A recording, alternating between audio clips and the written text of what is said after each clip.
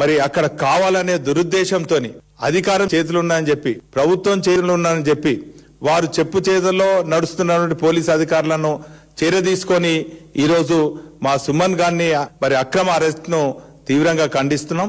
దీన్ని ప్రజాస్వామ్యవాదులు మరి మేధావులు కూడా తీవ్రంగా ఖండిస్తున్నటువంటి విషయాన్ని ఈ సందర్భంగా తెలియజేస్తున్నాం. ఈరోజు 2.5 సంవత్సరాలలో మీరు ఇచ్చినటువంటి హామీలు ఎవ్వి కూడా నెరవేర్చకుండా ఈరోజు ప్రజలను మోసం చేసిండ్రు. ఎన్నికల సమయంలో మీకు సపోర్ట్ చేసినటువంటి సిపిఐని కూడా మిత్రద్రోహం చేసి మరి వారికి కూడా మరి అన్ని రకాలుగా ఆ పార్టీకి కూడా ద్రోహం చేసిన పార్టీ కాంగ్రెస్ పార్టీ, రేవంత్ ప్రభుత్వం. ఈరోజు వివేక్ గారిని అడుగుతున్నాను, ఈరోజు మీకు మంత్రి పర్యటన ఉంటే ఒక రోజు చేసుకోండి, పోస్ట్పోన్ చేసినా కూడా ఒక రోజు చేయాలి. ఇంకెన్ని రోజులు ఈ కౌన్సిల్ ఏర్పడకుండా పోస్ట్పోన్ చేస్తారు? ఈరోజు ప్రజాస్వామ్యబద్ధంగా ఎన్నికైనటువంటి 10 మంది కౌన్సిలర్లు, 4 సిపిఐ కౌన్సిలర్లు, 14 మంది మరి ఖచ్చితంగా అక్కడ మెజార్టీ ఉన్నది. మీరు ఎప్పుడు పెట్టినా కూడా మేము ఖచ్చితంగా ఇది చేస్తాం. ఒక రోజు పోస్ట్పోన్ చేసిండ్రు, 2 రోజులు చేసిండ్రు. ఇంకా అప్రాపరేట్ టైం అంటే ఇంకెప్పుడు ఎన్ని రోజులకు వస్తుంది?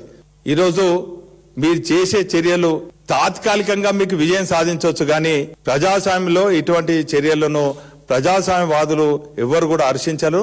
ఖచ్చితంగా మీకు కేతంపల్లినిచ్చే డౌన్ఫాల్ స్టార్ట్ అయింది. ఖచ్చితంగా కాంగ్రెస్ పార్టీకి కేతంపల్లి నుంచి మరి మడుగడ లేకుండా చేసేదానికి తెలంగాణ ప్రజలందరూ కూడా సిద్ధంగా ఉన్నారు.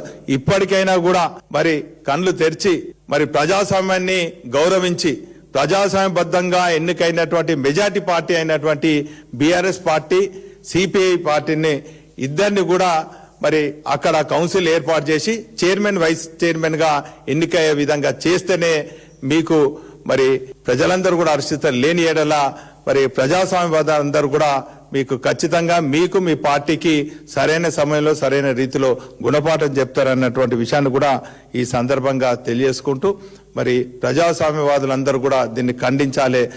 బేషరతుగా మా సుమన్ గారిని విడుదల చేయాలని కూడా మేము డిమాండ్ చేస్తున్నాం.